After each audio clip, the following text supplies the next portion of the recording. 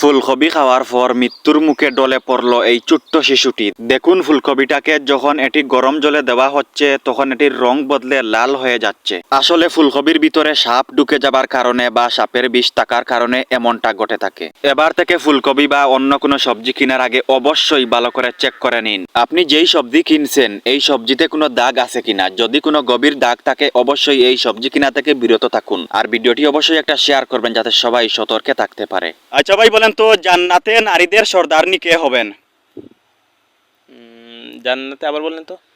জান্নাতে নারীদের সর্দারনি কে হবেন? মা ফাতেমা। শিওর নি তুমি? মাশাআল্লাহ, উত্তরটি একদম সঠিক হয়েছে। আচ্ছা ভাই বলেন তো, কোন প্রাণী মারা যাওয়ার পরও খাওয়া জায়েজ আছে? কোন প্রাণী মারা যাওয়ার পরও খাওয়া জায়েজ আছে? এটা কোন প্রশ্ন ভাই? এটা তো আর না না, অনেক সহজ প্রশ্ন ভাই, আমরা সবাই খাই এটি। আমি চিনি